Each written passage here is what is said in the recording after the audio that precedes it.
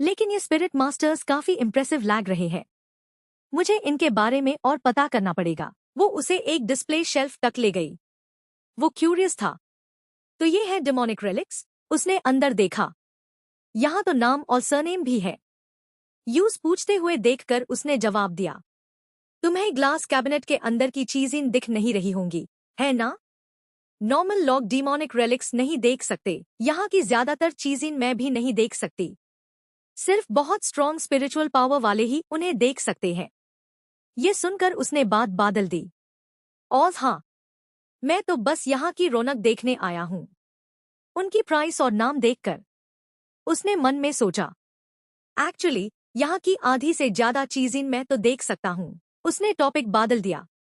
तो spirit masters जो demons को एक्सरसाइज करते हैं वो भी पावरफुल होंगे, है ना? मुझे भी नहीं पता। वो काफी मिस्टीरियस है। लेकिन डिमोनिक रेलिक्स पाना पक्का है वो वीक नहीं होंगे। दिख भी नहीं रहे हैं। क्या फिर भी लोग खरीदते हैं?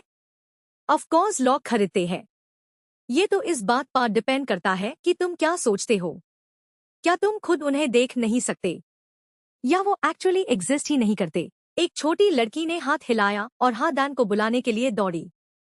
हादान, हाथी क्वान तुम्हें ढूंढ रहे हैं। वो तो खोए की तरफ पलटी। मेरे डैड मुझे ढूंढ रहे हैं। मैं अभी चलती हूँ। तुम आराम से देखो। थोड़ी देर बाद मैं उनसे तुम्हारा ड्रीम इंटरप्रेट करवाऊंगी। ठीक है, उसने जवाब दिया। फिर वो आगे एक्सप्लोर करने लगा। देखने लगा कुछ है या नहीं। आइटम्स के प्राइस टैग्स देखकर उसका दिल दर्द से भर गया। उफ उफ, बहुत एक्सपेंसिव है। मैं तो खरीद ही नहीं सकता। क्या मुसीबत है? इसका तो प्राइस भी नहीं है। ऐसा भी हो सकता है क्या? ये यहाँ की सबसे सस्ती चीज होगी, है ना? ग्लास कैबिनेट में स्टाफ को देखकर उसका दिल हिल गया। अगर मैं कुछ खरीदूं तो मैं सिर्फ यही खरीद सकता हूँ। क्या इसने कभी डॉक्टर स्ट्रेंज के साथ एलियन से फाइट की थी? किसी कोने में वो एक ग्लास कैबिनेट के सामने पहुंचा। हे, यहाँ तो खाली है। डाई होंग क्वान, क्या ये सच में एग्जिस्ट करता है? या मेन आईएससी देख नहीं पा रहा हूँ? जब वो फिजेट कर रहा था, पीछे से किसी ने ग्रीट किया। सर। हाँ एन, एक सूट पहने एल्डरली आदमी पास आया। ये देखकर तो खोए ने तुरंत ग्रीट किया। हेलो, मेन टू खोए हूँ। और आप? आदमी ने जवाब दिया। मेन इस ऑक्शन का ऑर्गेनाइजर हूँ। मैं ही स्पिरिट मास्टर हूँ। टू खोए ने हैरानी से वापस पूछा। Spirit master? आप ही वो स्पिरिट मास्टर है जो ज्यादातर डीमोनिक रेलिक्स हासिल कर सकते हैं? उसने झुककर सलाम किया। जी हाँ सर, उसने ऑफर दिया। क्या हम थोड़ी देर साथ में वॉक कर सकते हैं? दोनों साथ में वॉक करने लगे। उसने पहले बात शुरू की। तुम्हारे अंदर कोई स्पिरिचुअल पावर नहीं है, लेकिन तुम्हारे पास बहुत स्ट्रॉन्ग स्पिरिचुअल सेंस है, यानी डीमंस को देखने की एबिलिटी। ये बहुत रेयर है। टू खोए की आंखें हैरानी से बड़ी हो गई। हादान तो ये भी नहीं पता लगा पाई कि मेन डीमंस को देख सकता हूं। पर ये आदमी, कहीं ऐसा तो नहीं ये भी अन डीमंस को देख सकता है? उसने पूछा। यानी मंदिर के पीछे वो जो है, उन्हें आप भी देख सकते हो? उसने शांति से जवाब दिया। Of course. अगर नहीं तो मेन स्पिरिट मास्टर कैसे बन सकता था? उसका दिल बहुत खुश हो गया। ये तो बहुत अच्छी बात है। ये तो मेरा असली किंड्रेड स्पिरिट है। हादान ने गलत नहीं कहा था। स्पिरिट मास्टर्स सब बहुत केपेबल होते हैं। मंदिर आना बिल्कुल सही डिसीजन था। लेकिन आज का चेहरा उतर गया और उसने सलाह दी। पर तुम उन्हें नजरअंदाज ही करना, यही बेहतर होगा। वो डू फॉक्स डीमन गॉड्स, उनसे दुश्मनी मोल नहीं ली जा सकती। हर कोई उन्हें देख भी नहीं सकता। अब तो मुझे तुम में और भी ज्यादा इंटरेस्ट आ गया है। उसने माता सिकोड़ा। डू फॉक्स डीमन गॉड्स, उस शैक्स के सामने ये फॉक्स डीमंस तो बिल्कुल भी ड्राव नहीं लगते। चे नहीं, बिल्कुल नहीं। ये कलेक्ट भी भरोसे के लायक नहीं। एक दूसरी जगह फूशे टेम्पल के लिविंग रूम में बहुत सारे लोग इकट्ठे थे। पुलिस एक्शन टीम के कैप्टन और उनके मेंबर्स। हादाइती क्वान, जो कि हादान के पिता है। नथ्यू, एनजीओसी किंग टेम्पल के मुख्य पुरोहित। पुलिस एक्शन टीम के कैप्टन ने बात शुरू की। हमारे बुलाए गए इंटरोगेटर ने को होच डायू कल्ट के बारे में सारी खबर निकाल ली है। ये घटना कुछ दिन पहले की है। लॉयर बैट डुओंग, क्या कुछ पता चला? सबकी निगाहें अंदर आते हुए आदमी पर थी। मिस्टर बैडुओंग ने समझाया, सच में वो ही कल्ट इस घिनाऊ काम के पीछे है। उस कल्ट के नेता को कोहोच डायू कहते हैं। बाछों को किडनैप करने का उनका तरीका डीमन सैंड कहलाता है। कोहोच डायू खून से निशान बनाकर शिकार चुनती है और फिर डीमन सैंड से उन्हें किडनैप कर लेती है। HACMOC ने सवाल किया, तो उनके इस घिनाऊ काम का मकसद और छुपने का ठिकाना पता चला? बैडुओंग ने जवाब दिया, मोटिव साफ नहीं है। डीमन सैंड सिर्फ कोहोच डायू के इशारों पर चलता है। अगर मकसद जानना है तो पहले कोहोच डायू को पकड़ना होगा। और सुनिए, किडनैप किए गए बाछों को हमसे 4 सड़कों की दूरी पर एक वीरन कॉटन फैक्ट्री में छुपाया गया है। 4 सड़क? वो कॉटन फैक्ट्री जहां कभी आग लगी थी। HACMOC की हैरानी अब गुस्से में बादल चुकी थी। हमारी नाक के नीचे ये घिनाऊ काम कर रहे हैं। पुलिस को तो कुछ समझते ही नहीं। उसने अपने जवानों को हुक्म दिया, पुलिस टीम निकलने की तैयारी करो। जी सर। हुजूर। सब एक साथ निकल पड़े। वर्तमान में वापस, HACMOC के साथी ने बताया। उसके बाद हमारी पुलिस टीम ने कल सुबह भोर होने से पहले कोहोच डायू कल्ट को पकड़ने की कार्रवाई की। पर कॉटन फैक्ट्री में घुसने के बाद कोई खबर नहीं आई। हाँ, दाई बाइक्वान ने धीरे से कहा। कोहोच डायू कमरे में मौजूद एक पुरोहित ने कहा, कोई रिकॉर्ड नहीं, पुराने सारे डॉक्यूमेंट्स में भी नहीं है। दाई ती क्वान, कहीं ऐसा तो नहीं की? दाई बाइक्वान ने सहमत होते हुए कहा, मेरी और पुरोहित जी की सोच एक जैसी है। HACMOC अब बेहद बेचैन हो चुका था। आप दोनों क्या सोच रहे हैं? कृपया खुलकर बताएं। सिर्फ हमारे ऑफिसर्स हाय लापता नहीं हुए हैं, बल्कि बच्चे भी लगातार गायब हो रहे हैं। हमारे पास अब वक्त नहीं बचा है, पुरोहित जी ने समझाया। हमारा अनुमान है शायद कोई प्राचीन डीमन गॉड इस मामले में शामिल हो गया है। ये मेरा चेला नथयू है। इस बार की बात है, वो हाई टीम को लीड करेगा और सबसे निपटाना करेगा। नथयू ने जवाब दिया, जी गुरुजी। HACMOC अभी भी नाखुश था और मिन्नाते करते हुए कहा, गुरुजी, इंसानी जिंदगियां बहुत कीमती है। हम अभी भी उम्मीद करते हैं कि आप और दाई ती क्वान खुद मामले को संभाले। पुरोहित जी ने समझाया, हम खुद इसमें शामिल नहीं हो सकते। अगर हम आगे बढ़े और किसी ऐसे डीमन गॉड को छेड़ दिया जिसे रोका नहीं जा सकता, तो सब कुछ खत्म हो जाएगा। मेरी और दाई ती क्वान की आत्मिक शक्तियां बहुत तेज है। जिन डीमन गॉड्स को हम देख सकते हैं और अपनी तरफ खींच सकते हैं, वो और भी ज्यादा खतरनाक हो सकते हैं। जबकि मेरे चेले की आत्मिक शक्तियां उतनी तेज नहीं है। वो ज्यादा गहरे डीमन गॉड्स को अपनी तरफ नहीं खींचेगा। वही है जो इसे ठीक से संभाल सकता है। हाँ, दाई ने बात आगे बढ़ाई। यही हमारा नियम है। जो दिखता नहीं वही सुरक्षित है। HACMOC भी अब शांत हो गया। तो ये राज है। तो अब हम बचाव योजना तय करते हैं। हमारे लोग एक बार फिर उस वीरन कॉटन फैक्ट्री की जांच करेंगे, वापस उस सासरेट ऑक्शन के माहौल में। कलेक्टर ने कहा, ऑक्शन तो अब शुरू हो जानी चाहिए। चलो देखते हैं। वो मुटकरटू खोए से पूछता है, इन डीमन गॉड रेलिक्स में से कोई पसंद आया जो तुम्हारी आंखों को भा गया हो? उसने जवाब दिया, मैं तो बस एक गरीब स्टूडेंट हूँ। पसंद भी आ जाए तो खरीद नहीं सकता। वो बोले, कोई बात नहीं, जो भी तुम्हें पसंद आए वो मैं तुम्हें दे दूंगा। एक कलेक्टर होने के नाते मेरे पास ऐसी चीजों की कोई कमी नहीं है। सभी लोग एक कांच के शोकेस के पास इकट्ठे हो गए। 3 बिलियन। मैं 3 बिलियन लगाऊंगा। 3.5 बिलियन। आज शोकेस में कुछ भी नहीं था, फिर भी उसकी कीमत 100 मिलियन तक पहुंच गई। टूखोय ने आज शोकेस की तरफ इशारा करते हुए पूछा, ये क्या है? कलेक्टर मुस्कुराते हुए जवाब देता है, वो, सच कहूं तो उस कांच के डिस्प्ले में कुछ भी नहीं है। मैंने बस कहानी बना दी। क्या? उसने उन्हें थम्स अप दिखाते हुए कहा। कमाल करते हैं सर। आपको बदले का डर नहीं लगता क्या? वो शतीराना मुस्कान के साथ बोला। वो फर्क नहीं कर पाते।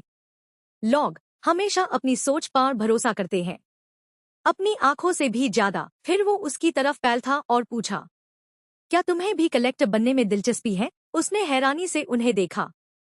सर, आपका मतलब है क्या? एक बिजनेस कार्ड उसके हाथ में थामा दिया गया। कल रात 8 बजे से पहले यहाँ पहुंच जाना। एड्रेस इस कार्ड में है। उसने बिजनेस कार्ड पकड़ा और हैरत से सोचने लगा, ये मुझे क्यों बुलाया? हम तो बस 10 मिनट से ही मिले हैं। उसने रहस्यमय तरीके से माथा सिकोड़ा और कहा, मैंने तुम्हें ढूंढा है। मेरे पास इसके अपने खास कारण है। और वैसे भी तुम डीप सी में भटकना तो नहीं चाहोगे, है ना? उसका चेहरा फीका पैट गया। डीप सी, तो ये इसके बारे में भी जानते हैं। टू खोए कार्ड देखते ह्यू पैलेस से बाहर निकलता है। न्यूटन का पहला नियम, हर चीज टैप तक अपनी जगह स्थिर या एक हाई स्पीड में चलती रहती है जब तक कोई बाहरी ताकत उसे रोकने या उसकी स्पीड बदलने पर मजबूर ना करे। उसने कार्ड को मुट्ठी में कास कर पकड़ा और माथा सिकोड़ते हुए सोचा, फिजिक्स स्वॉर्ड। जैसा सोचा था, सबसे सस्ती चीज ही मिली है। टू खोए ने एक पत्थर उठाया और कहा, फिजिक्स, आखिर इसका क्या इस्तेमाल है? उसने लोहे की छड़ उठाई और उसका हुक हाथ में मौजूद पत्थर से छुआया। इस पत्थर पर ट्राई करते हैं। Physical deformation, inertia demon God relic का असर खत्म कर देती है। टू खोए ने आस पत्थर को जमीन पर गिरते हुए देखा। वो नीचे बैठ गया, पत्थर को गौर से देखते हुए धीरे से बुदबुद्या। वो हैरान था कि पत्थर उछला नहीं, बल्कि सीधा हाथ से छूटा और नीचे गिर गया। क्या इसने अपनी इनर्शिया खो दी थी? टू खोए ने वो हुक्ड आयरन रॉड घुमाई, मुस्कुराते हुए सोचा, कहीं ये डीमन गॉड रेलिक इंसान के शरीर से इनर्शिया हाई ना खत्म कर दे। कुछ और बार ट्राई करना पड़ेगा। 10 मिनट बाद, जिन पत्थरों को तो खोए ने ट्राई किया था, वो अब भी उसी तरीके से नीचे गिर रहे थे। उसके हाथ भी मिट्टी से सान चुके थे। टू खोए ने अपने हाथों पर लगे निशानों को देखते हुए माथा सिकोड़ा और बोला, कई बार एक्सपेरिमेंट कर चुका हूँ, खुद को भी लगाया है। आखिर कुछ तरीके पता चल ही गए। ये फिजिक्स स्वॉर्ड असल में है। मारने पर इसमें ताकत है और दर्द भी बहुत होता है। ये इनर्शिया को खत्म कर सकता है। बिल्कुल बॉडी फ्रीजिंग स्पेल जैसा असल है। जितना ज्यादा वजन होगा, असर उतना ही तेज होगा। जितनी जोर से मारो, असर उतना लंबा चलेगा। और बार बार मारने से इसका असर बढ़ता जाता है। उसने वो हुक्ड आयरन रॉड घुमाई, होंठ भींचे हुए सोचा, पर क्या ये चीज डीमन गॉड्स पा भी असर करेगी? टू खोए ने खुद को याद दिलाया, मैं अभी टेम्पल ढूंढने निकला था और आन कलेक्टर्स को भी। ये सब इसलिए ही तो था, ताकि मेन इविल फोर्सेस का सामना कर सकूं और अपने दम पर वापस लौट सकूं। उस वक्त टेम्पल के एक पिलर पा एक मॉन्स्टर लटका था। उसका मुंह खुला था और वो अजीब आवाजें निकल रहा था। टू खोए ने खुद को शांत रखने की बहुत कोशिश की, पर उसके दिमाग में हलचल माची हुई थी। बहुत हो गया अब। वो मॉन्स्टर के पास से ऐसे गुजरा जैसे उसने कुछ देखा ही ना हो। टू खोए ने सोचा, क्या मैं सिर्फ प्रिटेंड करूं? चलो आईएससी हाई टेस्ट सब्जेक्ट बना लेते हैं। टू खोए अचानक पैल था और एक झटके में अपना दांदा उस मॉन्स्टर पर दे मारा। उसने मॉन्स्टर के शेर पर पीछे से वार किया। फिजिकल डिस्टॉर्शन, इसकी इनर्शिया ने उन इविल शक्तियों के असर को पूरी तरह मिटा दिया। टू खोए के वार के बाद मॉन्स्टर दर्द से चीख उठा। टू खोए खुशी से सोचने लगा, कमाल हो गया यार, ये तो इविल फोर्सेस पा भी काम करता है। मॉन्स्टर पा एक वार करने के बाद वो जल्दी से पिलर के पीछे छुप गया। मेरे पास अब एक और सुरक्षा कवच आ गया है। टू खोए ने माथे पर बाल डाले और मॉन्स्टर को गौर से देखते हुए सोचा, देखते हैं ये कितनी देर तक फ्रोजन रहता है। पिलर पर लटका मॉन्स्टर छुटने की कोशिश कर रहा था, पर हिल भी नहीं पा रहा था। टू खोए ने फोन से ठीक टाइम नोट किया। कमाल, पूरा 1 मिनट तक फ्रोजन रहा। उसके बाद वो मुस्कुराता हुआ अपना हथियार उठाए चलते हुए सोचने लगा, आज फिक्शनल कमर्शियल रोड तो पूरी करनी ही है और इस बहाने थोड़े इन काले डीमंस को भी देख लेता हूँ। क्या पता और कुछ नया असर दिखे। Commercial street. अपने हाथ में मौजूद हथियार की ताकत समझने के बाद टू खोए बिना किसी हिचकिचट के गया और आन मॉन्स्टर्स को अच्छे से धुना। मॉन्स्टर्स को पिटने के बाद वो जाते यूं सोच रहा था, सच में फर्क तो है। बड़े वजन वेल डीमंस पर ज्यादा असर होता है, वो तो बिल्कुल हिल भी नहीं पाते। हल्के वजन वालों पर असर कम, वो थोड़ा बहुत हिल सकते हैं। छोटे शेर वालों पर असर ज्यादा देर रहता है और बेट शेर वालों पर कम देर। टू खोए ने अपनी शक्तियों से एक स्पेशल डोर खोला, उसमें कदम रखते हुए सोचने लगा, अगर मैं इस पॉइंट को समझ जाऊं तो इस चीज को बहुत आसानी से इस्तेमाल कर पाऊंगा। टू खोए एक फोन बूथ में घुसा। उसके सामने एक चमकता हुआ छोटा सा घर कैबिनेट पार रखा था। टू खोए ने उस घर को देखते हुए सोचा, ओके, छोटा ऑल्टर, आखिर 2 फिक्शनल एरियाज पूरी हो ही गई है। गली के बीच में फोन बूथ से एक रहस्यमयी रोशनी निकल रही थी। टू खोए उसके अंदर घुसा और सोचने लगा, अमिड है। लैग थी जल्दी बन जाए, मैं भी थोड़ा सेफ हो जाऊंगा। कल रात एचएसी मॉ क्लब जाना है। अस एरिया को भी साथ में बना लेता हूँ। Tan king area. अगले दिन लैग थी का सबसे prosperous commercial district, tan king commercial district. ये सिर्फ एक जगह नहीं है, बल्कि ये एक खास कंज्यूमर कल्चर की पहचान है। High end, famous brands, hot trend, class, trusted, desired, trendy. टू खोए ने ब्लैक कार्ड हाथ में पकड़ी और सामने वाली बिल्डिंग को देखकर सोचा, पक्का यही बिल्डिंग होगी। उसने आसपास देखा और बोला, मैंने सोचा भी नहीं था कि एचएसी मॉ क्लब एक शॉपिंग मॉल में खुलेगा। टू खोए एलिवेटर में घुसा। वो चलते यूं सोच रहा था, बाहर से अंदर तक सच में बहुत लग्जरियस लग रहा है। कलेक्टर्स सच में बहुत अमीर होते हैं। उसके बाद उसने कार्ड के हिसाब से एलिवेटर का बटन दबाया। एचएसी मॉ 9th फ्लोर पर है।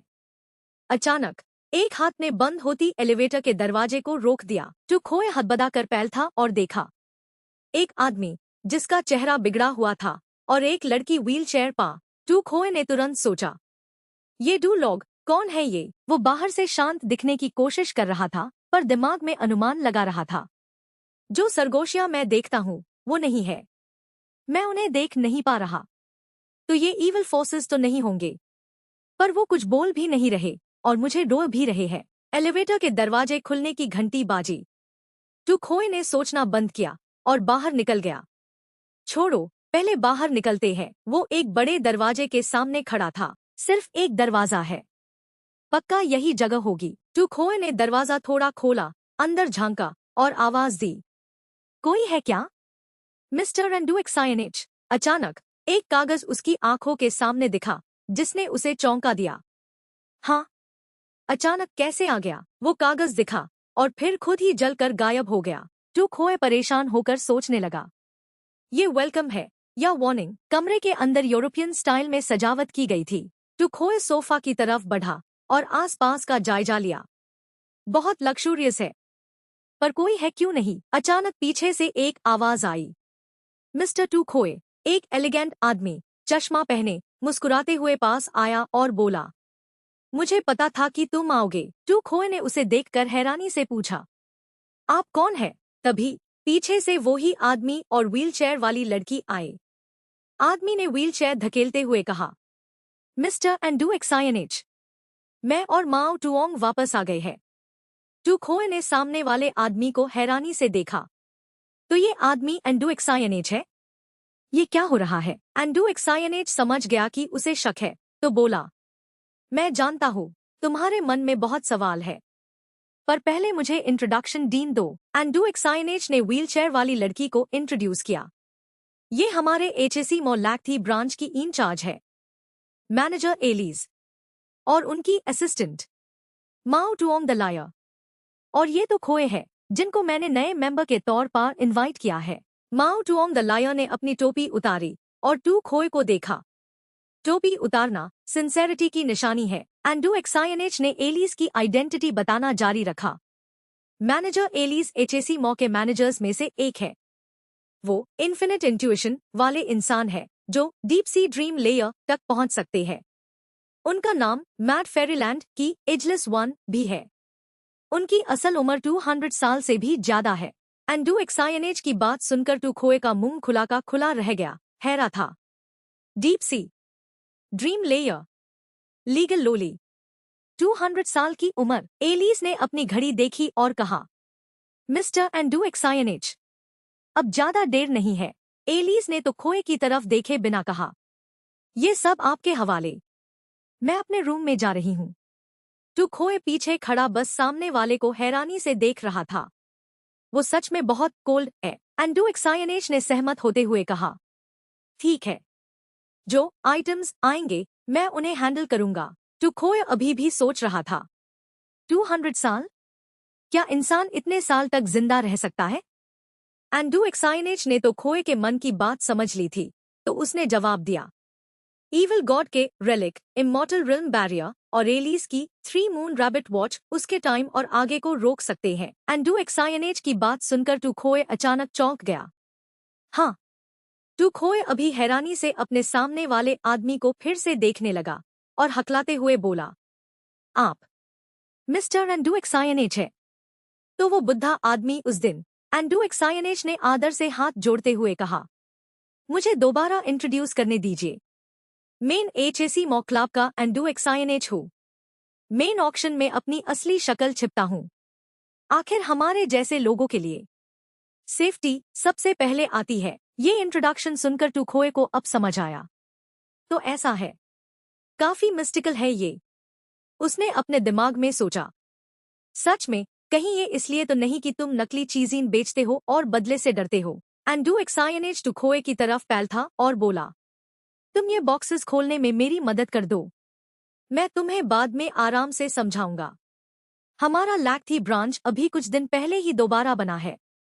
टूखोए ने हैरानी से पूछा, दोबारा बना है? एंडू एक्सायनेज बॉक्सेस से भरी जगह पर गया और बोला, उस साल लकी आइलैंड एक्सप्लोजन इंसिडेंट में रेडियंस लॉर्ड को दबाने के लिए जो धीरे धीरे फिर से उभार रहा था, उस वक्त एचएसी मॉक्लाब के लैक्थी ब्रांच के सभी लोग ईविल फोर्सेस के हाथों मारे गए थे। टूखोए ने भी अपनी स्लीव्स मोड़ना शुरू किया और मदद करने लगा। एंडू एक्सायनेज की बात सुनकर वो हैरान था। सब के सब इतना बुरा हुआ था। उसके बाद एंडू एक्सायनेज ने तो खोए को किताबें देते हुए समझाया, लैक्थी ब्रांच के बर्बाद होने के बाद वो जगह खाली पड़ी थी। अभी हाल ही में हमें उसे दोबारा बनाने के लिए भेजा गया है। मेरी मदद करो, ये किताबें उधर शेल्फ पार लगा दो। टूखोए ने किताबें ली, उन्हें लगाते हुए पूछा, आखिर ये एचएसी मॉक्लाब कौन सा ऑर्गेनाइजेशन है? एंडू एक्सायनेज ने देखा कि वो काफी इंटरेस्टेड है, तो उसने पलटकर पूछा, तुम्हें क्या लगता है? टूखोए ने अपनी सोच बताई। पहले मुझे लगा कि ये सुपर पावर्स वेल लॉगॉन का एक ग्रुप है या कोई ऑकल्ट रिसर्च ऑर्गेनाइजेशन, पर अब लगता है कि ये ऐसा बिल्कुल नहीं है। एंडू एक्सायनेज ने अजीब स्टफ्ड एनिमल्स से भरा एक बॉक्स खोला और टूखोए को जवाब दिया, एचएसी मॉ का काम इंसानियत के ऑर्डर को मेंटेन और प्रोटेक्ट करना है। टूखोए ने क्यूरियोसिटी से अपनी थ्योरी बताई, क्या ये वर्ल्ड पीस को मेंटेन और प्रोटेक्ट करने जैसा कुछ है? ये शायद कोई सेफ काम तो नहीं है? एंडू एक्सायनेज हंसा और बोला, क्या तुम अभी सेफ हो? जो ईविल फोर्सेस को देख सकता है वो खुद को सेफ नहीं कह सकता। हैकमैन क्लब का जिक्र करते हाय एंडू सिंह की आंखों में एक अजीब चमक आई। ये हैकमैन क्लब इसी मिशन के लिए बनाया गया है। पहले ये सब ठीक कर लें, फिर शुरू से बात करेंगे। थोड़ी देर बाद सफाई खत्म हो गई। एंडू सिंह ने तो खोए को थैंक्स बोला। आखिरकार सब क्लीन हो गया। Thank you टूखोए। टूखोए कुर्सी पर बैठा मुस्कुराते हुए बोला, सर आप फॉर्मेलिटी कर रहे हैं। एंडू सिंह ने एक किताब निकाली और टूखोए को दे दी। ये लो, इसे देखो। एंडू सिंह ने किताब नीचे रखी और कहा, अब मैं तुम्हें वो बात बताऊंगा जिसकी तुम्हें सबसे ज्यादा फिक्र है। स्वागत है तुम्हारा मिस्टिकल वर्ल्ड में। टूखोए ने किताब उठाई और खोली, हैरानी से बोला, ये तो एक नोटबुक है। किताब में डिटेल्ड कंटेंट्स लिखे थे, spiritualism, supernatural mysteries, pact making, god worship जहां गॉड से कम्युनिकेट कर सकते हैं, मिस्टिसिज्म जहां मिस्टिसिज्म से नॉलेज और डिवाइन नेचर मिलता है। उसने किताब के कंफ्यूजिंग सिंबल्स देखे और सोचा, ये कैसी अजीब चीजें लिखी है। हर पेज पर अलग कंटेंट था। स्पिरिचुअल इंट्यूशन जहां स्पिरिट बीइंग्स की शक्ति पहचानते हैं, स्पिरिचुअल एनर्जी जो स्पिरिट्स और स्पिरिचुअल एनर्जी से मिलती है, डिवाइन आर्टिफैक्ट्स जो स्पिरिट बीइंग्स की एंशिएंट रेलिक्स होती है। टूखोए ने पढ़ा पर कुछ समझ नहीं आया, तो उसने पूछा, स्पिरिचुअलिज्म, पैक्ट मेकिंग, मिस्टिसिज्म, मुझे ज्यादा समझ नहीं आ रहा। एंडू सिंह किताबों को शेल्फ पर रखते हुए एक्सप्लेन किया, सिंपल वर्ड्स में कहूं तो ये 3 बेट फाउंडेशंस है जिनसे ये मिस्टिकल वर्ल्ड बना है। एंडू सिंह ने किताब के टर्म्स को एक्सप्लेन किया। स्पिरिचुअलिस्ट्स वो है जो स्पिरिट बीइंग्स को रिप्रेजेंट करते हैं, यानी वो लोग जो तुम और मैं देख सकते हैं। पैक्ट कीपर्स वो है जिनके पास स्पिरिचुअल एनर्जी होती है, जैसे विचेस, जैसे कि फक्टैन टेम्पल के लोग। एंडू सिंह थोड़ा रुक कर बोला, और हम लोग हमारे पास स्पिरिचुअल इंट्यूशन तो है, लेकिन स्पिरिचुअल एनर्जी नहीं। तो हम मिस्टिक्स है। टू खोए किताब देखते ह्यू एंड दू सिंह की एक्सप्लेनेशन सुन रहा था। जितना गहरा उतरते जाओगे उतना ज्यादा मिस्टिसिज्म दिखेगा, जब तक कि तुम अपनी दिशा ना खो दो। टू खोए झट से बोला, डीप सी, ये तो मैं जानता हूँ। हर रात मैं सपने में खुद को डीप सी में डूबते हुए देखता हूँ, और जितना नीचे जाता हूँ उतने ही ज्यादा और दरवाने स्पिरिट बीइंग्स दिखते हैं। अंदू सिंह बैठ गया, चाय की कप को होंठों से लगाते हुए बोला, हर इंसान का अपना एक डीप सी होता है, और ये डीप सी हाई तुम्हारी स्पिरिचुअल इंट्यूशन है। फोटिक जोन 500 मीटर्स तक, एफोटिक जोन 500 से 2000 मीटर्स तक, डीप अबिस जोन 2000 से 20,000 मीटर्स तक, डार्क कैज़म जोन 20,000 से 50,000 मीटर्स तक, एंशिएंट लैंटर्न जोन 50,000 से 3 मिलियन मीटर्स तक, जियो सेंटर जोन। अंदू सिंह सोच में डूबा था। जितना गहरा जाओगे स्पिरिचुअल इंट्यूशन उतनी ही तेज होगी, और स्पिरिट बीइंग्स उतने ही ज्यादा दरवाने दिखेंगे। टू खोए सुनकर घबरा गया और अपनी करंट लोकेशन रियलाइज की। मैं अभी 5,000 मीटर्स तक डूब चुका हूँ, डीप अबिस जोन में हूँ। इस स्पीड से तो 1 महीने में डार्क कैज़म जोन तक पहुंच जाऊंगा। उसने घबरा कर पूछा, तो अगर कोई बहुत गहरा डूब गया तो क्या होगा? अंदू सिंह ने अपनी भावे सिकोड़ी और सीरियसली जवाब दिया, जितना गहरा जाओगे उतना हाई अनसेफ है, खासकर अगर तुम्हारे पास हैंडल करने के लिए पावर नहीं है। बहुत सारी अनप्लान्ड चीजें हो सकती है, जैसे स्पिरिट बीइंग्स तुम्हें ढूंढ कर खा लेन। ये सबसे कॉमन बात है। टू खोए हैरानी से फिर पूछा, क्या खा लेना भी सबसे कॉमन बात है? अंदू सिंह ने आगे कहा, अगर बात सीरियस हो जाए तो डीप सी में तुम अपना रास्ता भी खो सकते हो। उसने डीप सी में डूबे ह्यू लोगोन की हालत बताई। पूरा शहर पागल हो जाता है, डिफॉर्म हो जाता है, नॉर्मल मेंटल केओस में कंट्रोल खो देते हैं और एक स्पिरिचुअलिस्ट में बादल जाते हैं, यानी स्पिरिट बीइंग्स में। टू खोए ने बीच में ही टोकते हुए रुक रुक कर गेस किया, स्पिरिट बीइंग्स में बादल जाते हैं। अंदू सिंह ने चाय का कप नीचे रखा और कहा, मिस्टिक्स का कंट्रोल खो देना बहुत हाई कॉमन है। बहुत लोग हैं जो इतना गहरा डूब जाते हैं कि कभी वापस नहीं लौट पाते। उसने टू खोए को देखा और जांचते हुए पूछा, तुम कितने गहरे तक पहुंचे हो? एग्जैक्ट नंबर मैट बताना, थोड़ा वेग रहना ठीक है। याद रखना, अपनी एग्जैक्ट डेप्थ किसी को मत बताना। एक बार अगर तुमने स्पेसिफिक नंबर बोल दिया तो ऐसा अनइमेजिनेबल टेरर क्रिएट होगा जिसकी तुम कल्पना भी नहीं कर सकते। टू खोए ने थोड़ा बचने की कोशिश करते हुए जवाब दिया, मेन डीप अबिस जोन तक पहुंच चुका हूँ। ये सुनकर अंदू सिंह ने हाथ बांधे और सीरियसली पूछा, तो क्या हाल ही में तुम्हें बहुत भूलने की आदत हो गई है? कुछ देर बाद याद ही नहीं रहता कि क्या किया था। टू खोए ने तुरंत मना किया, ये तो बुढ़ापे की बीमारी है ना, मुझे ऐसा कुछ नहीं है। अंदू सिंह खड़ा हुआ और पास आकर वार्निंग दी, तो ठीक है, अभी के लिए तुम सेफ हो, लेकिन तुम्हारी डेप्थ बहुत डेंजरस है। तुम्हें एक स्टेबल एंकर की जरूरत है ताकि तुम अपनी दिशा ना खो दो। उसने टू खोए के सामने एक लाल पत्थर रखा। टू खोए ने हैरानी से कहा, स्टेबल एंकर? अंदू सिंह ने झट से बोला, मेरी डीप सी में आओ, मैं तुम्हें बताऊंगा एंकर क्या होता है। वो अचानक अंदू सिंह की तरफ मुड़ा और तुरंत कुछ उसकी आंखों में घुस गया। टू खोए रिएक्ट भी नहीं कर पाया। टू खोए पानी के अंदर था, अपने आसपास देखते हुए। तो ये अंदू सिंह की डीप सी है। इसका मतलब दूसरों की डीप सी में ऑर्डिनरी चीजें नहीं दिखती। टू खोए ने आसपास देखा, यू सेफ धागों की एक सीरीज दिखी जो एक अजीब डिफॉर्म्ड एंशिएंट टर्टलाइक क्रीचर से जुड़ी हुई थी। स्वागत है मेरी डीप सी में। टू खोए ने अपना सर ऊपर उठाया। अंदू सिंह उसके ऊपर तैर रहा था और बोला, टू खोए, ये मेरी एंकर लाइन है। वो उस विशाल कछुए के बीच में तैर रहा था। अंदू सिंह ने तो खोए को देखते हुए कहा, फिक्स्ड एंकर, ये एक ऐसी लाइन है जो डीप सी वर्ल्ड और मिस्टिक्स के रिलेशनशिप को जोड़े रखती है। इसमें हर तरह की कॉम्प्लेक्स कॉन्शियसनेस, एक्शंस और थॉट्स शामिल है, जैसे ग्रैटिट्यूड और फेथ। अंदू सिंह ने अपनी 2 उंगलियां उठाई, एंकर लाइन उनके आयादिगर्ड घूम गई। इंसान के फेथ और रिलीजियस बिलीफ को एब्जॉर्ब करना फिक्स्ड एंकर बनाने का एक तरीका है। टू खोए को अंदू सिंह की बातें समझ नहीं आई और उसने जवाब दिया, कहीं ऐसा तो नहीं कि आप चाहते हैं कि मैं कोई नया रिलीजन बनाऊं जिसमें लोग बिलीव करें? अब तो इंटरनेट का जमाना है, ये कैसे पॉसिबल है? अंदू सिंह ने जवाब दिया, शुरुआत से अपना फिक्स्ड एंकर बनाना सबसे कॉम्प्लेक्स और डिफिकल्ट तरीका है।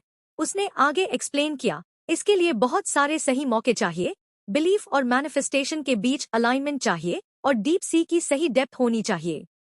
ये प्रोसेस बहुत कॉम्प्लिकेटेड है। इसमें सिर्फ बहुत सारा टाइम ही नहीं लगता, बल्कि परफेक्ट टाइमिंग और लोकेशन का कोइंसिडेंस भी चाहिए।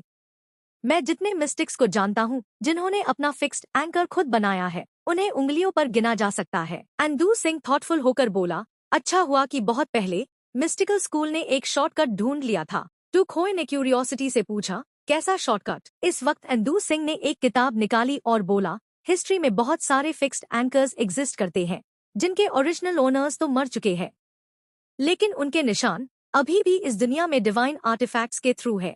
उसने तुरंत किताब पकड़ी और ऊपर टेट ह्यू कहा, हम डिवाइन आर्टिफैक्ट्स के जरिए खुद को अनमेन बादल सकते हैं और धीरे धीरे उनके फिक्स्ड एंकर्स को एक्सेप्ट कर सकते हैं। इस वक्त वो विशाल कछुआ अचानक टुखोए के करीब आया, जिसकी वजह से पानी के फोर्स ने उसे जोर से धक्का दिया। टुखोए रियलिटी में वापस लौटते ही घबराया हुआ चिल्ला उठा, ये क्या था? अंदू सिंह उसकी तरफ देखते हुए मुस्कुराया, मुझे लगा तुम्हें फिक्स्ड एंकर को अपनी आंखों से देखना ज्यादा इफेक्टिव होगा। उसने हाथ छोड़ा और पत्थर के टुकड़े नीचे गिर गए। टुखोए पिछले सीन के बारे में सोच में डूबा था। उसने जो फिक्स्ड एंकर का शॉर्टकट बताया, शायद उसका मतलब मिमिक करना है, उस इंसान के रूप में बादल जाना, उसकी जिंदगी जीना, यूज रिप्लेस करना। उसने पलटकर पूछा, तो क्या अंदू सिंह भी आपका असली नाम नहीं है? अंदू सिंह ने जवाब दिया, मेरा असली नाम क्या था मैं बहुत पहले ही भूल चुका हूँ। उसने टुखोए को एक नजर देखा और कहा, अपने पुराने सेल्फ को छोड़ना होगा, ओरिजिनल ओनर की तरह जीना होगा, तभी तुम फिक्स्ड एंकर को एक्सेप्ट कर पाओगे और उस इंसान को पूरी तरह रिप्लेस कर पाओगे। टुखोए और ज्यादा क्यूरियस हो गया और पूछा, तो सर, एक हाई ओरिजिनल ओनर के पास एक से ज्यादा डिवाइन आर्टिफैक्ट्स हो सकते हैं, है ना? इस वक्त अंदू सिंह ने अचानक एक लाइटर निकला और टुखोए के सामने लाकर बोला, तुम्हारी सोच काफी शार्प है, नॉट बैड, जैसे अभी मेरे पास है। एम्परर के रॉयल अटायर और लाइटर, ये दो डिवाइन आर्टिफैक्ट्स एक हाई ओरिजिनल ओनर से आए हैं। टुखोए ने रुक रुक कर पूछा, तो अगर एक हाई ओरिजिनल ओनर को एक ही वक्त में दो या ज्यादा मिस्टिक्स ने फिक्स्ड एंकर के लिए चुना हो तो क्या होगा? अंदू सिंह ने उसे बताने में कोई झिझक नहीं दिखाई, तो डेफिनेटली कोई ना कोई कंट्रोल खो देगा। गलती से किसी और के साथ एक हाई ओरिजिनल ओनर को चुन लेना बहुत हाई क्रूएल होता है। मिस्टिक्स जितने गहरे डूबते हैं, फिक्स्ड एंकर की जरूरत उतनी ही ज्यादा अर्जेंट हो जाती है। अकेली फिक्स्ड एंकर पोजीशन पाने का प्रोसेस बहुत खूनी होता है। मैंने एक बार फिक्स्ड एंकर के लिए लड़ाई देखी है, एंड रिजल्ट किसी के लिए भी अच्छा नहीं था। टुखोए ने डिसबिलीफ में फिर पूछा, क्या वो कोई और ओरिजिनल ओनर नहीं बादल सकते? अंदू सिंह ने जवाब दिया, ऑफ कोर्स नॉट। शॉर्टकट एक इरिवर्सिबल प्रोसेस है। ओरिजिनल ओनर बदलने से मिस्टिक पलक झपकते हाई कंट्रोल खो देगा। अंदू सिंह ने तो खोए को कॉशन किया, इसलिए ओरिजिनल ओनर को बहुत केयरफुली चूज करना पड़ता है। इन कुछ दिनों में तुम मिस्टिसिज्म की बेसिक नॉलेज सीखो और फिक्स्ड एंकर के बारे में सोचो। टुखोए ने सुनकर थोड़ा झिझकते हुए कहा, लेकिन मैंने अभी तक डिसाइड नहीं किया है कि मैं ज्वाइन करूंगा या नहीं। अंदू सिंह ने यूज एक्सप्लेन किया, डीप सी का होना एक डेंजरस टैलेंट है। इसे डील करने के लिए नॉलेज चाहिए, ताकि तुम कंट्रोल ना खो दो और स्पिरिट बीइंग्स ना बन जाओ। हम नॉलेज शेयर करने में कंजूसी नहीं करते। इस दुनिया में एक स्पिरिट बीइंग कम हो जाए तो अच्छा है, एक भी और नहीं बढ़ना चाहिए। टुखोए ने उसकी तरफ देखकर पूछा, तो जो मिशन तुमने अभी बताया, इंसानियत का ऑर्डर मेंटेन और प्रोटेक्ट करने का, उसका क्या मतलब है? अंदू सिंह ने किताबों का एक ढेर नीचे रखा और कामली जवाब दिया, हैकमैन क्लब एक ऑर्गेनाइजेशन है जो स्पिरिट बीइंग्स को इंसानी समाज को नुकसान पहुंचाने से रोकने के लिए बनी है। टुखोए को अंदू सिंह की बातों पर विश्वास नहीं हुआ। स्पिरिट बीइंग्स इंसानियत को नुकसान पहुंचते हैं? क्या वो डीप सी में नहीं रहते जहां इंसान उन्हें देख नहीं सकते और इंसानी मामलों में इंटरफियर नहीं करते? अंदू सिंह ने किताब की तरफ इशारा किया और बोला, सच में ये समंदर की गहराइयों के शैतान है, पर अगर ये ऊपर आ गए तो हालत बिल्कुल बादल जाएंगे। टुखोए ने हैरा होकर पूछा, ऊपर आ गए? अंदू सिंह ने तो खोए को बताना जारी रखा, हाँ सही सुना, एक बार ये शैतान समंदर की सतह पर आ गए तो हर इंसान इन्हें देख पाएगा। इनके पास ऐसी अद्भुत शक्तियां हैं जिनका इंसान मुकाबला नहीं कर सकता, और तो और जो इन्हें देखते हैं उन्हें ये खा भी जाते हैं। अंदू सिंह की बात सुनकर टुखोए चकित रह गया, क्या आम लोग सच में इन शैतानों को देख सकते हैं? और ये ऊपर कैसे आते हैं? अंदू सिंह ने आगे समझाया, शैतानों के भी कुछ एंकर पॉइंट्स होते हैं। हमारी बिलीफ और परसेप्शन हाई उनके असली एंकर पॉइंट्स है। उसने बताया कैसे शैतान ऊपर आते हैं। शैतानों को स्पिरिचुअल बीइंग्स इसलिए कहा जाता है क्योंकि जितना ज्यादा हम इन पे यकीन करते हैं उतने ही ये ऊपर आते हैं, उतने ही हमारे करीब आते हैं।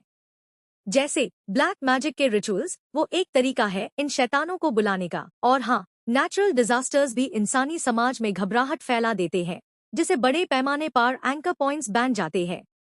शैतान उन्हीं एंकर पॉइंट्स का इस्तेमाल करके ऊपर आते हैं। जितने गहरे वो शैतान होंगे उतने ही खौफनाक भी।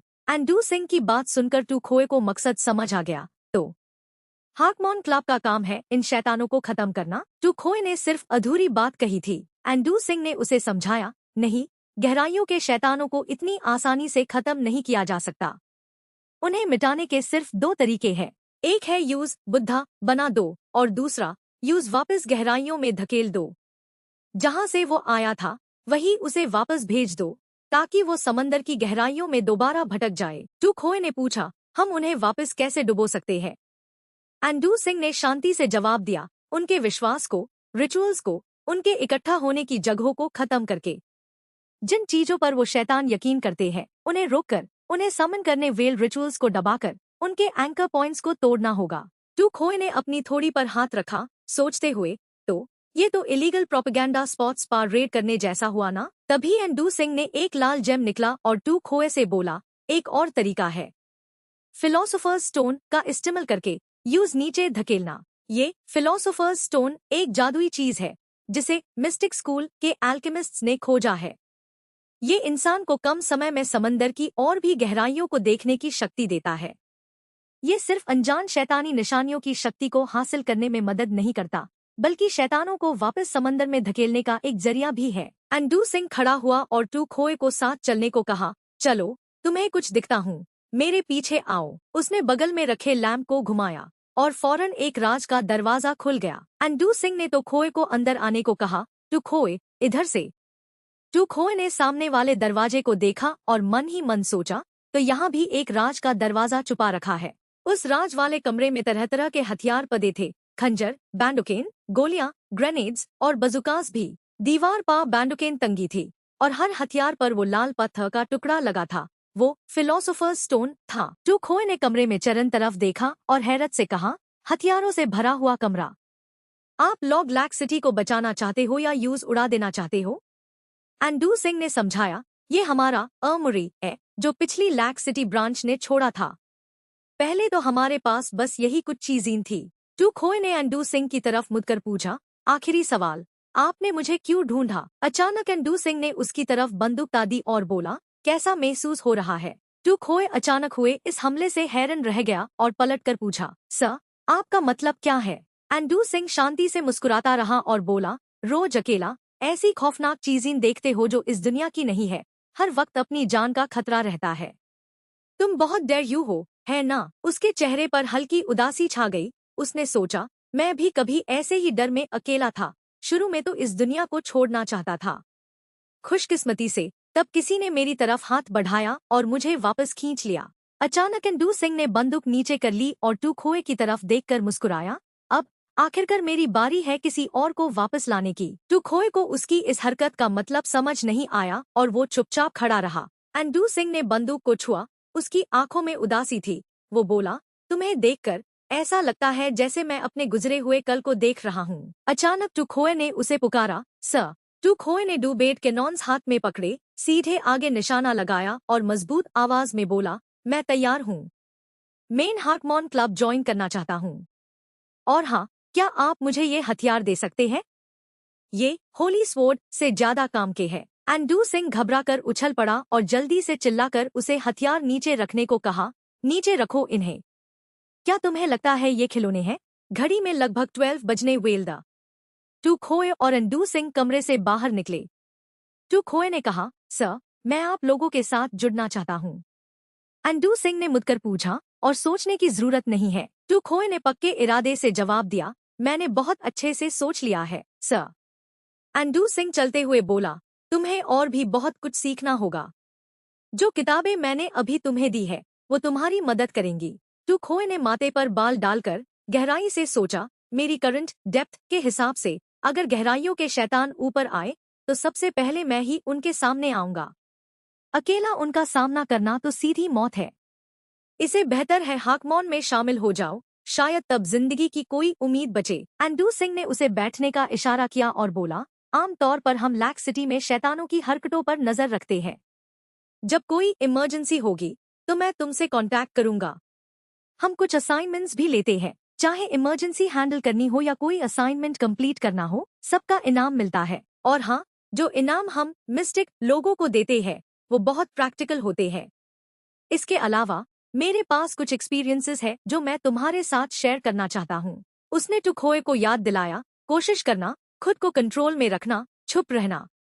हमारे राज जितने कम बाहर आएंगे उतना ही कम चांस होगा कि शैतान तुम्हें ढूंढ पाए और तुम्हारा दिमागी कंट्रोल छिन जाए। टुखोए को समझ नहीं आया, लेकिन सर, आपने तो अभी मुझे काफी राज बताए हैं। एंड्रू सिंह ने उसे तसल्ली देते हुए कहा, अभी हम इस दरवाजे के पीछे हैं। हार्कमॉन की 9 सील्स शैतानों को अंदर आने से रोकती है। यहाँ हम काफी सेफ है। रात के 12 बज गए। एंड्रू सिंह ने उससे पूछा, देर हो रही है, तुम्हारा कोई और सवाल है? टुखोए ने सीधा सवाल किया, मुझे आपसे 2 सवाल पूछने हैं। पहला, शैतानों के डर को कैसे कंट्रोल करूं?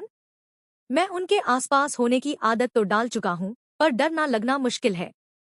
एंड्रू सिंह ने आराम से जवाब दिया, एक मिस्टिक को ये करना होता है कि चाहे कितना भी डर हो, चाहे कंट्रोल करना लगभग नामुमकिन हो, फिर भी वो नॉर्मल काम कर सके। उसने गंभीरता से अपने चश्मे ठीक किए, टुखोए की तरफ देखा और बोला, तो शैतानों के डर को कभी दबाया नहीं जा सकता। टुखोए ने यकीन न करते हुए पूछा, तो क्या डर लगने पर भी प्रिटेंड करना होगा? एंड्रू सिंह ने जवाब नहीं दिया, उल्टा उससे पूछा, तुम्हारा दूसरा सवाल क्या है? टुखोए ने अपना फोन एंड्रू सिंह की तरफ बढ़ाया और बोला, हाल ही में एक शैतान है जिसका नाम मैडम मेरी है। रात के 12 बज चुके थे। एंड्रू सिंह चाय डालते ही टुखोए के सवालों का जवाब देने लगा। जिन शैतानों का टाइप पता होता है वो हर दिन एक फिक्स टाइम पर दिखाई देते हैं। तुम आराम से खतरे से भाग सकते हो। डील करने की जरूरत नहीं, ये ठीक नहीं है क्या? टुखोए ने नाराजगी से कहा, इसमें ठीक क्या है? एंड्रू सिंह ने चाय की केटल दीवार पर राखी और दोहराया, मैंने अभी बताया था, हम मिस्टिक लोगों की शैतानों के खिलाफ मारने की शक्ति लिमिटेड है।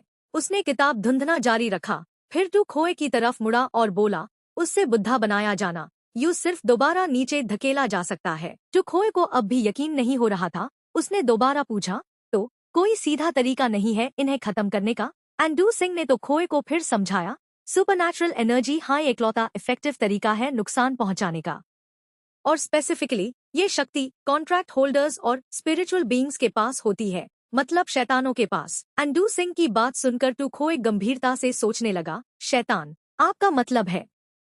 एंड्रू सिंह ने एक और किताब खोली और टुखोए से बोला, बिल्कुल सही। मैडम मेरी एकदम परफेक्ट टूल है शैतानों से डील करने के लिए, बस तुम्हें उसे सही से इस्तेमाल करना होगा। किताब में एड्रेस और टाइम की सारी डिटेल्स थी। एंड्रू सिंह ने किताब की तरफ इशारा किया, मुस्कुराते हुए बोला, कल शाम को उसके आने से आधा घंटा पहले हम पाइन ट्री पार्क के गेट पा बेन फोन बूथ पा मिलेंगे। एंड्रू सिंह ने गंभीर आंखों से कहा, मैं तुम्हें सिखाऊंगा कि इस तरह के शैतान को कैसे इस्तेमाल करते हैं। टुखोए खड़ा हुआ और बोला, ठीक है सर, अब देर हो रही है, मैं चलता हूँ। वो किताबों का ध्येय पकड़े हुए चला गया, फिर मुड़कर मुस्कुराते हुए बोला, कल मिलते हैं। इतनी सारी किताबें पढ़नी है, पता होता तो बैकपैक ले आता। टुखोए के जाने के बाद एक व्हीलचेयर कमरे से बाहर निकली। एलिस ने एंड्रू सिंह की तरफ देखा और बोला, सर, अभी एक नया कमीशन मिला है। एंड्रू सिंह ने फौरन पूछा, किसका कमीशन? एलिस ने जवाब दिया, कैबिनेट ऑफिस का मिशन है। को होच डायू कल्ट, वो बच्चों को किडनैप करते हैं, झूठी कहानियां बनते हैं, डर फेलेट है और एक ईवल गॉड को बुलाने के लिए रिचुअल करते हैं। फकटान मंदिर और एनजीओसी किंग पगोड़ा ने 20 खास चेलों को भेजकर पुलिस के साथ एक सीक्रेट ऑपरेशन लॉन्च किया था। एलिस ने उस खूनी जंग का नतीजा बताया, लेकिन ऑपरेशन फेल हो गया था और उन खास चेलों का बहुत नुकसान हुआ। 2 वहीं मार गए और 10 बुरी तरह जख्मी हुए। एंडो ने हाथ से मुंह ढाका और सोचने लगा, कल्ट लीडर्स रिचुअल से ईवल गॉड से ताकत हासिल कर रहे हैं, इसे वो ईवल गॉड्स और तेजी से उभरेंगे, हालात ठीक नहीं है। एलिस ने गंभीर चेहरे से पक्के इरादे से कहा, बिल्कुल सही कहा। को होच डायू अंडरवर्ल्ड की गहराइयों तक पहुंच गया है। फिर एंडो ने डिसाइड किया, ठीक है, मैं तैयारी करता हूँ। जल्दी से जल्दी इन कल्ट लीडर्स से निपटना होगा। हैपमैन अभी एक बहुत पुराने ईवल गॉड को नहीं हरा सकता। एलिस ने भी उसे हालात की अर्जेंसी याद दिलाई। सिचुएशन क्रिटिकल है सर, आपको एक हफ्ते के अंदर आईएससी सॉल्व करना होगा। एलिस ने ये कहकर पलट गई और सिर्फ इतना बोली, बाकी का काम आपके जिम्मे है, अपना ख्याल रखना। अचानक वो थोड़ी देर के लिए रुकी और सोचा, ओह हाँ। एलिस ने एक नजर डाली और कहा, इस ऑपरेशन में उस नए बंदे को भी साथ ले जाओ। उस वक्त सेंट्रल बिल्डिंग के नीचे से टू खोए बिल्डिंग से बाहर निकला और पीछे मुड़कर देखा। उसकी आंखों में गहरे सोच और होशियारी थी। इसी वक्त एक बिल्डिंग में बिजली कौंध रही थी और तेज बारिश हो रही थी। लड़की घर में आई, छतरी राखी और जूते उतारे। उसने आवाज दी, कितनी तेज बारिश हो रही है आंटी चुंग। मैं आ गई। अचानक उसका फोन बाजा। स्क्रीन पर अनजान नंबर दिखा। वो हैरान हुई, हाँ, पब्लिक फोन से। लड़की ने फोन उठाया और दूसरी तरफ वाले से पूछा, हेलो, कौन? उधर से आवाज आई, दीदी मैं हूँ, यू। लड़की ने सुनते ही पूछा, तुम हो? पब्लिक फोन से क्यों कॉल कर रही हो? अचानक दूसरी तरफ से एक तेज चीख सुनाई दी, दीदी जल्दी आओ, मुझे बचाओ। लड़की का पर्स गिर गया। वो घबरा कर पूछा, क्या हुआ? साफ साफ बताओ क्या हुआ। उधर से वो मदद मांगते हुए बोली, एक्सप्लेन करने का टाइम नहीं है। आपको टंग तो पार्क के गेट पर फोन बूथ पता है ना? लड़की और भी परेशान होकर बोली, पता है, लेकिन इसी वक्त दूसरी तरफ वाली लड़की और तेज चीखने लगी, वो अंदर आ रहा है, मदद करो, दीदी मुझे बचाओ। काले बालों वाली लड़की को कुछ समझ नहीं आया और वो घबराकर दूसरी तरफ फोन पर चिल्लाई, क्या हुआ? कौन अंदर आ रहा है? यू। लेकिन सिर्फ डिस्कनेक्ट होन की बीप सुनाई दी। लड़की ने तुरंत घर के अंदर वाली आंटी चुंग से कहा और बाहर भागी, आंटी चुंग आप जल्दी से ए माऊ को ट्यूशन से ले आओ, मैं अपनी छोटी बहन को ढूंढने जा रही हूँ। कार सड़क किनारे रुकी। टंग तो पाक। लड़की छतरी लेकर गाड़ी से उतरी। वो सामने वेल फोन बूथ के पास गई। शायद यही फोन बूथ है, लेकिन वो कहाँ है? उसने फोन निकाला और अपनी बहन को कॉल किया, जल्दी उठाओ। फोन क्यों नहीं उठा रही हो? वो फोन हाथ में लिए इधर उधर घूमते हुए अपनी बहन को बुलाई, यू तुम कहाँ हो? लड़की ने सामने वेल फोन बूथ को देखा और परेशान होकर सोचा, क्या यू ने यही पब्लिक फोन यूज किया था? अब तो इसमें से आवाज भी नहीं आ रही, कितना अजीब है। क्या पुलिस को कॉल करूं? अचानक उसका फोन बैंड हो गया। स्क्रीन बिल्कुल काली। लड़की हैरान और कंफ्यूज थी, क्या हुआ? अभी तो फुल बैटरी थी। इसी वक्त सामने वाला फोन बूथ अचानक बजने लगा, जिसे वो चौंक गई। ये अब क्यों बज रहा है? वो हिचकिचते हुए बजते ही फोन के पास गई और हाथ बढ़ाकर उठाया। उसने फोन कान पर लगाकर हेलो कहा। दूसरी तरफ उसकी बहन की कांपती हुई आवाज बार बार मदद मांग रही थी, दीदी सॉरी, मुझे नहीं पता था कि ऐसा हो जाएगा, जल्दी आओ, मुझे बचाओ, शायद अभी भी टाइम है। लड़की ने घबराहट और गुस्से में चीखते हुए कहा, यू क्या बोल रही हो? यू बाहर बारिश और तेज हो गई। माहौल अंधेरा और द्रवना था। अचानक फोन कट हो गया। लड़की ने मुड़कर बाहर देखा। उसकी आंखों के सामने बाहर एक बड़ा द्रवना मॉन्स्टर पास आ रहा था। वो डर के मारे हिचकिचते हुए बोली, ये क्या है? Oh no! दरवाजा खुल नहीं रहा। उसने खुद को शांत करने की कोशिश की और नंबर डायल करने लगी। उसने अपने पति को मदद के लिए फोन किया, हस्बैंड जल्दी आओ, मुझे बचाओ, मेन टंग तो पार्क के गेट पर पब्लिक फोन बूथ में हूँ। उधर से पति ने परेशान होकर पूछा, बीवी क्या हुआ तुम्हें? तुम मेरी माँ को लेने नहीं गई थी क्या? लड़की रोट ह्यू और कांपते हुए बोली, दरवाजा बंद हो गया है, बाहर कोई बहुत अजीब चीज है। मैं डर रही हूँ, आप जल्दी आओ। वो मॉन्स्टर अपना सर नीचे झुकाता है और कांच के दरवाजे से लड़की को लालच भरी नजरों से देखता है। लड़की दूसरे दरवाजे से चिपक गई और पूरी तरह घबराकर चीखी, वो अंदर आ रहा है, मदद करो, हो मुझे बचाओ। उसके तुरंत बाद बाहर से वो चीज गायब हो गई। सिर्फ फोन बूथ वही था, लेकिन लड़की गायब थी। दूसरी तरफ से पति ने अपनी बीवी की चीख सुनी और तुरंत उसे शांत करने के लिए फोन किया, हेलो बीवी, मैं अभी आ रहा हूँ। फोन बूथ के फ्लोर पास सिर्फ लड़की का एक जूता खून के पडल में पड़ा था। बारिश अभी भी तेज हो रही थी और एक टेस्ट कदमों की आवाज पास आई। एक आदमी छतरी लिए फोन बूथ के पास आया और जल्दी से इधर उधर देखते हुए पूछा, शायद यही है, लेकिन वो कहाँ है? बिजली कौंधने की आवाज और तेज होती जा रही थी। सीन एक स्कूल की छत पार शिफ्ट होता है, जहाँ टीन स्टूडेंट्स बात कर रहे थे। ब्लॉन्ड बालों वाला लड़का प्लेटफॉर्म पार लेटा था और नाराज होकर नीचे बैठी लड़की से बोला, हाँ दैन, मैंने कहा था ना, गोस्ट स्टोरीज मैच सुन्या करो। बहुत डर लगता है, पता है। उस लड़की के पास बैठा टुखोए मुड़कर पूछा, ये कहाँ से सुना? तुम्हारे मंदिर में कोई सच्ची घटना तो नहीं है ना? लड़की ने बेफिक्री से फोन स्क्रॉल करते हुए जवाब दिया, नेट पा देखा। हाल ही में एक बहुत फेमस ब्लॉगर है, ट्रैम टू टूअन होन नाम का। टुखोए ने क्यूरियोसिटी से पूछा, किस बारे में? पास बैठी लड़की ने जवाब दिया, हर तरह की हॉरर स्टोरीज। हर स्टोरी को एक व्लॉग में बनाता है, बिल्कुल रियल लगता है। ब्लॉन्ड बालों वाला लड़का नीचे झुककर बोला, हाँ, वो भी फेमस हो सकता है, बस तुम्हें ही ये सब देखना पसंद है। लड़की ने जवाब दिया, लेकिन सा ट्रूऑक ने मुझे बताया, वो भी देखती है। लड़का तुरंत पलट गया और तारीफ करने लगा, क्या? अब ध्यान से सोचो तो, ये ब्लॉगर जरूर फेमस होने की पोटेंशियल रखता है। वाह, तुम सा ट्रूऑक के साथ फ्रेंड हो? मुझे दिखाओ ना।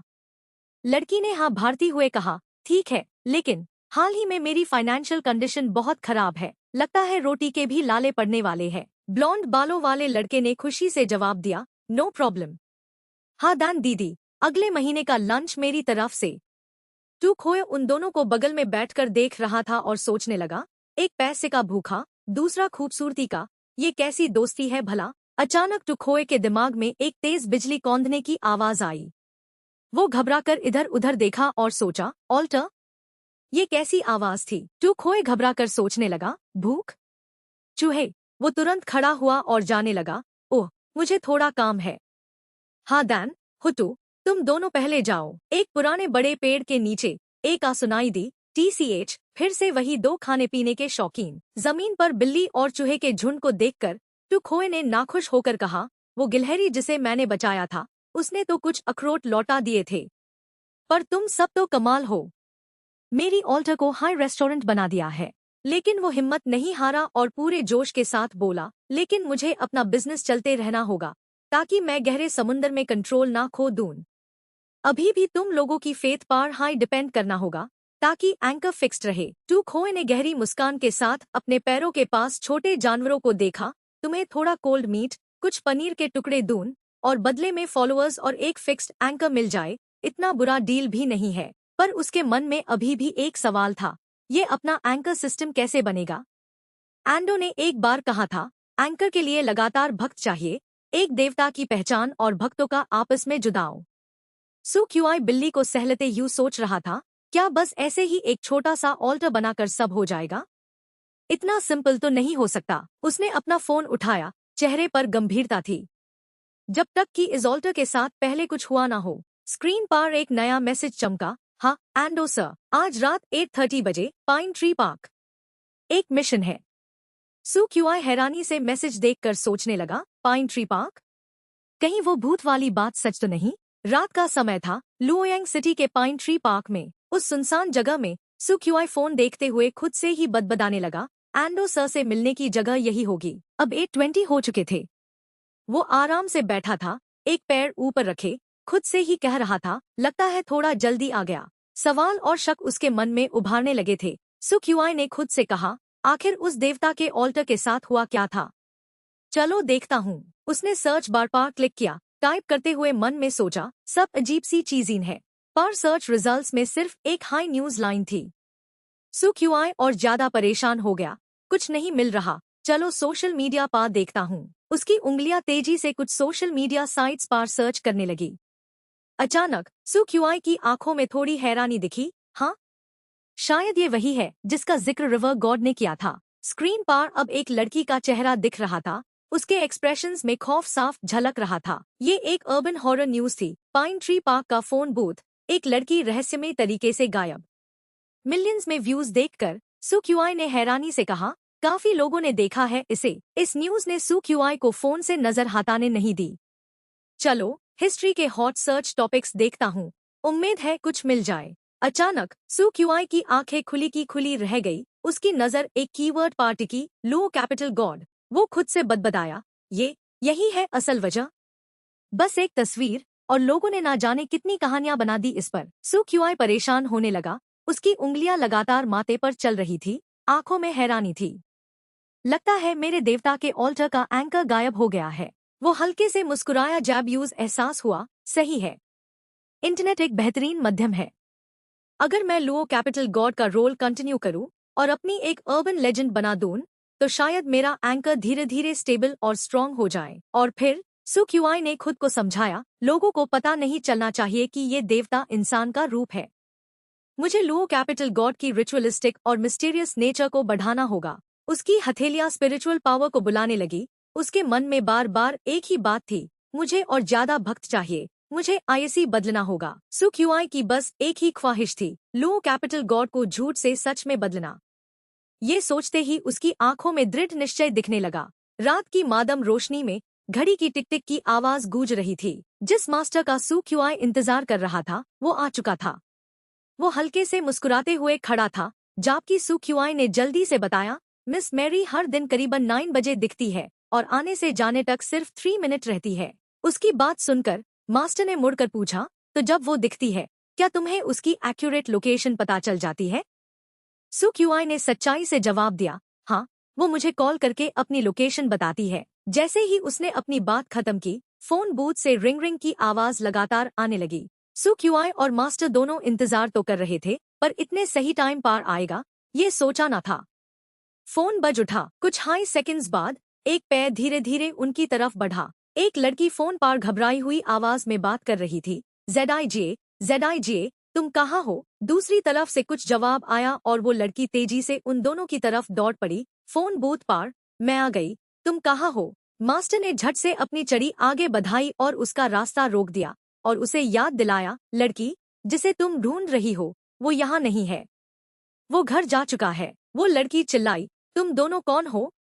हाँ तो यहाँ से, वरना मेन पुलिस को बुलाऊंगी। मास्टर ने जानबूझकर वही बात दोहराई, आंखें सिकोड़ कर शक से देखते हुए, लड़की जिसे तुम ढूंढ रही हो, वो यहाँ नहीं है, वो घर जा चुका है। उसके तुरंत बाद उसने अपनी जादुई चड़ी का इस्तेमाल किया और समन किया, डिवाइन ऑब्जेक्ट का असर, एम्परर्स न्यू क्लोथ्स, इल्यूजन और रियलिटी को पलट दो। वो लड़की तुरंत कांप उठी और फिर वो बेजान सी धीरे धीरे मुड़कर चली गई। बैडबडेट ह्यू, जेड यहाँ नहीं है, वो घर जा चुका है। चलते चलते वो जैसे हिप्नोटाइज हो गई हो, बदबदाने लगी, मैं भी, घर घर।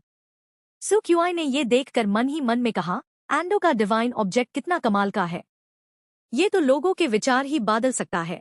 मास्टर ने धीरे से अपनी चड़ी वापस रख दी। एक पाल में वो एंडो में बादल चुका था।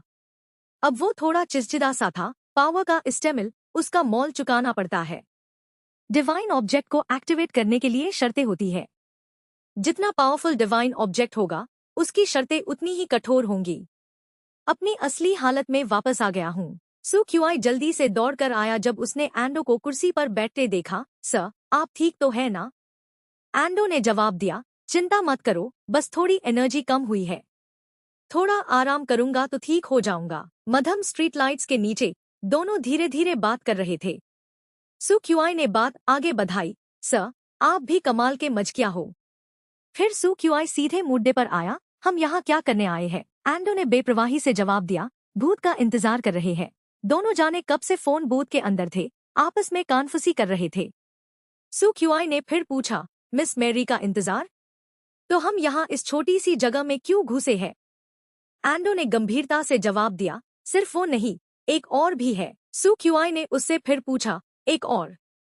एंडो ने कहा, हाँ, हाल ही में ऑनलाइन एक ब्लॉगर है जिसके हॉरर वीडियोस का नाम है हेड चॉपिंग साइकिल, तुम जानते हो यूज? सू क्यूआई ने सर हिलाया, हाँ, उसके वीडियोस यही शूट होते हैं, वो लोगों को इस फोन बूथ पर लाकर खाता है। तो क्या इसका मतलब वीडियो वाला भूत असली है? एंडो ने धीमी आवाज में कहा, जरा ध्यान से सोचो। सू क्यूआई की आंखें तुरंत चमक उठी, मैं समझ गया, इसका सच या झूठ से कोई लेना देना ही नहीं है। फिर उसने खुद ही समझाया, हॉरर वीडियोस ने लोगों के दिमाग में फोन बूथ की एक इमेज बनाई, जिसे उसे इंसानी दुनिया में दिखने की ताकत मिली और वो आम लोगों को नुकसान पहुंचा सके। हेड चॉपिंग साइकिल ने जानबूझकर हॉरर वीडियोस के जरिए एक डिमोनिक रिचुअल किया है। एंडो ने सू क्यूआई के अनुमान की पुष्टि करते हुए कहा, सही कहा। हमें कल सुबह से ही इन्वेस्टिगेशन का असाइनमेंट मिला है। अब तक यहाँ से लगातार 7 लॉग गायब हो चुके हैं। तभी सू क्यूआई के फोन की स्क्रीन अचानक चमक उठी। वो चिल्लाया, सर, मिस मेरी का फोन आ गया। अचानक पास के लाइट बल्ब में छोटे छोटे इलेक्ट्रिक स्पार्क्स दिखने लगे। एंडो ने लाइटर निकला और गंभीरता से कहा, वो आ गई। सू क्यूआई भी चौंक कर पीछे मुड़ गया। एक काला घटिया हाथ फोन बूथ से चिपका हुआ था जहां वो दोनों खड़े थे। वो भूत जिसका जिक्र एंडो ने किया था, आंखें फाड़े अंदर छोड़ रहा था। उसका चेहरा बिगड़ा हुआ और भयानक था, लंबी जुबान बाहर निकली हुई थी, दांत छोटे पर तीखे थे। वो दरवानी आवाजें निकल रहा था। वो बाहर खड़ा दरवानी चीखे मार रहा था, तुम देख सकते हो, तुम देख सकते हो। सू क्यूआई की आंखों में साफ डर दिख रहा था। वो चीख पड़ा, पसीने से टाबटर था। एंडो फिर भी शांत था। वो धीरे से उस भूखे भूत को देख रहा था। उसका मुंह खुला हुआ था, लार तापक रही थी, और वो और भी दरवाना लग रहा था। मुंह से चीख निकल रही थी, खाओ, तुम सबको खाओ। ये कहकर उसने लाल डिमोनिक एनर्जी का इस्तेमाल किया जिसे सब कुछ धुंधला हो गया। सू क्यूआई घबराकर जल्दी से हाथ उठाकर बचाव करने लगा, पर कुछ ही देर में वो पीछे हट गया और घबराकर एंडो से पूछा, सर, ये फोन बूथ और कितनी देर तक टिक पाएगा? ठीक उसी पाल सू क्यूआई का फोन फिर से बाजा। उसने जल्दी से फोन उठाया, हेलो। दूसरी तरफ से जवाब आया, हेलो। जमीन पर बिखरे हुए खून के पूल में अंदर के एनगॉन के बीच एक जोड़ी काले हाई हील्स पदे थे, और उसके साथ एक तलवार का फल भी था जिसे अभी भी खून की कुछ बूंदें तापक रही थी। वो भूखा डीमन अभी अभी इस तलवार से खत्म हुआ। उसका सर काट दिया गया। और मैं ही वो लड़की हूँ जो तुम्हें ढूंढने आई थी। वो ढूंढली रोशनी अब बुझ चुकी थी। टुखोए अभी भी थोड़ा घबराया हुआ था। उसने धीरे से बाहर देखा और बदबदाया, सर, लेडी मेरी आ गई है।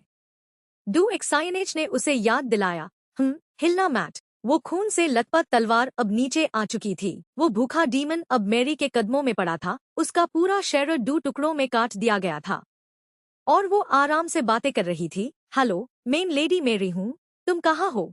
डू एक्साइनेज ने तुरंत टुखोए को तसल्ली दी, फिक्र मत करो, बस मेरा ये लाइटर जला दो, इसके सेफ एरिया में। उसकी आंखों में यकीन था। उसने जोर देकर कहा, तो तुम्हें फिक्र करने की जरूरत नहीं है। लेकिन लाइटर से निकली रोशनी जब सीधे टुखोए के चेहरे पर पड़ी, तो उसका चेहरा अभी के डीमन से भी ज्यादा दरवाना लग रहा था। उसने जानबूझकर भूतिया आवाज में कहा, तो क्या तुम्हारा ये डिवाइन आइटम भी कुछ कम नहीं है ना? डू एक्साइनेज डर के मारे चिल्लाया। टुखोए हंस पड़ा और बोला, सर, शांत रहिए, ये मैं हूँ। तभी मेरी बाहर से आवाज देकर बोली, हेलो, मेन लेडी मेरी हूँ, तुम कहाँ हो? टुखोए ने धीरे धीरे अपना चेहरा नॉर्मल किया और मौके का फायदा उठाकर डू एक्साइनेज को समझाया, ये मेरा डिवाइन आइटम है, मैं इसे लेडी मेरी से छुपने के लिए इस्तेमाल करता हूँ। डू एक्साइनेज अब समझ गया था।